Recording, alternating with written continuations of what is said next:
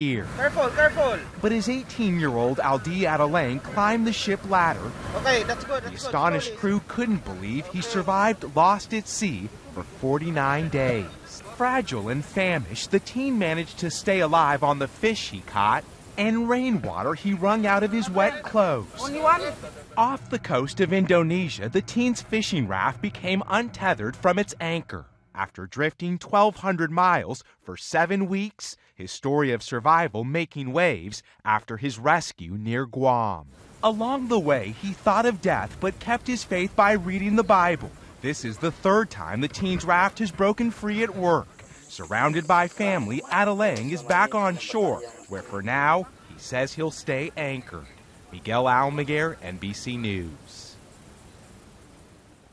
And stay with us here on Good Morning Europe. We'll have plenty more to tell you, including more on that top story. After a speech that many people thought was funny, the U.S. had a more serious message to Iran. We will come after you.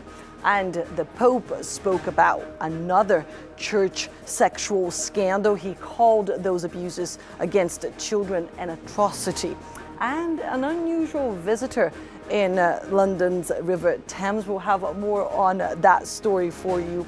But first, our no comment from Croatia, where dozens of people had to be evacuated because of wildfires spreading in the region.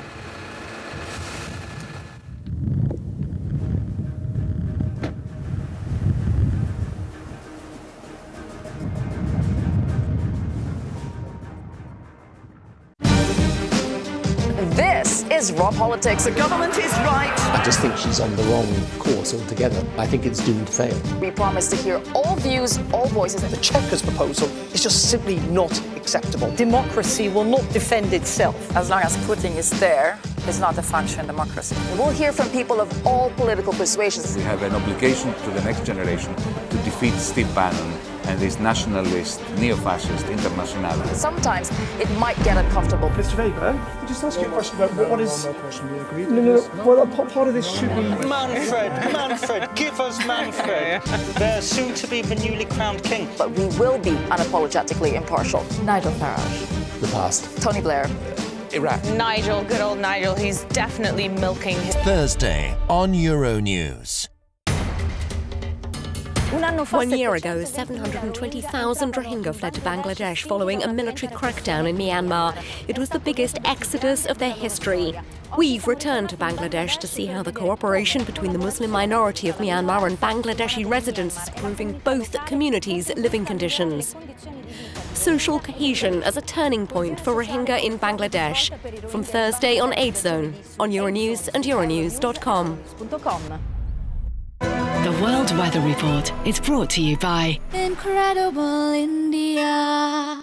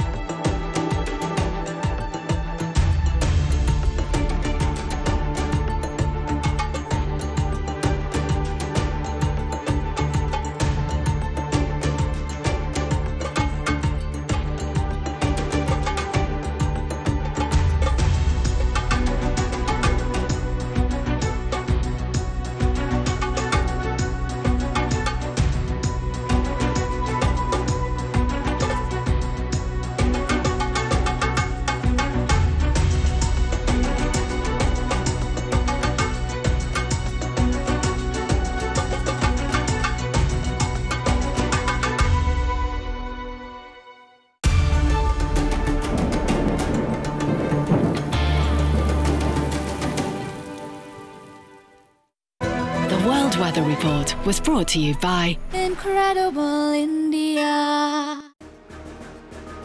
Welcome back to Good Morning Europe.